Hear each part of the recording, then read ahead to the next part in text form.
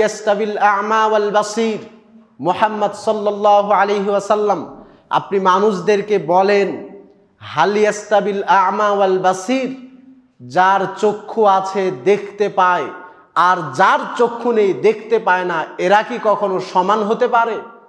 আফালা তাতাফাক্কারুন, মানুষ কি একটুও চিন্তা ভাবনা করে না যে যারা অন্ধ আর যাদের চক্ষু আছে এরা কখনো সমান নয়?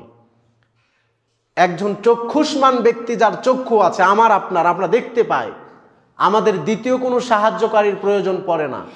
উঠতে বসতে, বাজার ঘাটে যাইতে, মসজিদে আসতে, বাড়িতে যাইতে কোনো কিছুতে আমাদের সাহায্যকারী প্রয়োজন হয় না, কারণ আল্লাহ তাআলা আমাদেরকে দেখার মতো চক্ষু দান করেছেন, যার ফলে আমাদের কোনো হেল্পকারী দরকার নেই। কিন্তু একজন অন্ধ ব্যক্তি, তার চলতে ফিরতে উঠতে বসতে একজন সাহায্যকারী দরকার, যে তাকে রাস্তা চিনাবে, যে তাকে খাবার দেখাবে, যে তাকে পথ দেখাবে, এটা প্রয়োজন। তো একজন অন্ধ এবং একজন দৃষ্টিশক্তি সম্পন্ন ব্যক্তি যেমন কখনো সমান নয়, আল্লাহর ভাষায় যার জ্ঞান আছে, যারা জ্ঞানী আর যারা মূর্খ, যারা জানে না, এরাও কখনো আল্লাহর ভাষায় সমান নয়। এরপরে আল্লাহ সুবহানাহু ওয়া তাআলা সূরা জুমারের 9 নম্বর আয়াতে আরো স্পষ্ট করে দিয়েছেন, কুল হাল ইয়াস্তাবিল্লাযীনা ইয়ালামুনা ওয়াল্লাযীনা লা ইয়ালামুন, মুহাম্মদ সাল্লাল্লাহু আলাইহি সাল্লাম আপনি মানুষদেরকে বলেন যে যাদের জ্ঞান আছে, যারা জানে আর যারা জানে না, এরা কি কখনো সমান হতে পারে?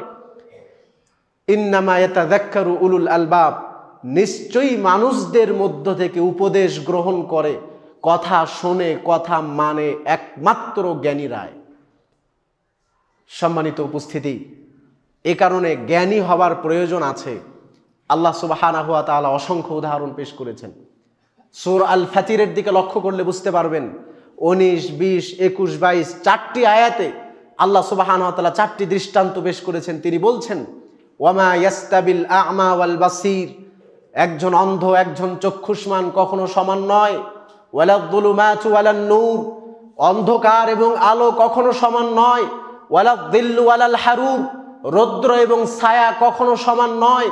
ওয়ামা ইয়াস্তাবিল আহইয়া ওয়ালাল আমওয়াত, ঠিক তেমনি ভাবে জীবিত এবং মৃত এরাও কখনো সমান নয়।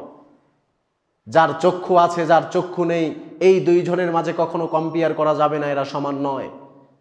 যেখানে আলো আছে আর যেখানে ছায়া, এই দুই জায়গাও কখনো একসঙ্গে মিলানো সম্ভব নয়, এইটা সমান নয়। ঠিক তেমনি ভাবে আলো এবং অন্ধকার কখনো সমান হতে পারে না, আলাদা জিনিস। জীবিত মৃত দুইটা আলাদা বস্তু, আলাদা বিষয়, এক করা কখনো সম্ভব নয়। তো এই চারটি বিষয়ে যেমন কোনো মিল নেই একে অপরের সঙ্গে, কখনো কম্পেয়ার করা সম্ভবই না। আল্লাহ তাআলা এর মাধ্যমে বুঝাচ্ছেন, এগুলো যখন একে অপরের সমান নয়, ঠিক তেমনি ভাবে যার জ্ঞান আছে আর যাদের জ্ঞান নেই, যারা জানে বোঝে আর যারা জানে না, এরাও কখনো সমান হতে পারে না। সম্মানিত উপস্থিতি, এ কারণে আমার এবং আপনার দ্বীনি শিক্ষা অর্জন করার দরকার আছে, প্রয়োজন আছে। কারণ আল্লাহ সুবহানাহু ওয়া তাআলার আযাবের কথা, আল্লাহ সুবহানাহু ওয়া তাআলার ভয়ের কথা আপনি যদি নাই জানেন, তাহলে আল্লাহর ভয় আপনার অন্তরে কখনো ঢুকবে না। আল্লাহ সুবহানাহু ওয়া তাআলা সূরা আল ফাতির 21 সূরার 28 নম্বর আয়াতে বলেছেন, ইন্নামা ইয়াখশাল্লাহা মিন ইবাদিহিল উলামা, নিশ্চয় এই মানুষদের মধ্য থেকে একমাত্র আল্লাহকে ভয় করে শুধুমাত্র তারাই যাদের জ্ঞান আছে, যারা আলেম। কারণ যারা কোরআন হাদিস পড়ে, যারা জানে বোঝে, এরা জানে আল্লাহ সুবহানাহু ওয়া তাআলা কেন আমাদেরকে সৃষ্টি করেছেন। যারা কোরআন হাদিস অধ্যয়ন করে, এরা বোঝে যে এই জীবন শেষে আমাদের কি পরিণতি আসতে যাচ্ছে। যারা কোরআন হাদিস পড়ে বোঝে, এরা জানে যে কবরের জিন্দেগিটা প্রত্যেকটা মানুষের জন্য কত বড় একটা পরীক্ষার বিষয়। যারা কোরআন হাদিস শিক্ষা করেছে, জানে বোঝে, এরা জানে যে হাসরের মাঠের বিভীষিকাময় করুণ পরিস্থিতিটা কি হয়ে দাঁড়াবে, সেই দিন মানুষ কিভাবে ছোটাছুটি করবে, এই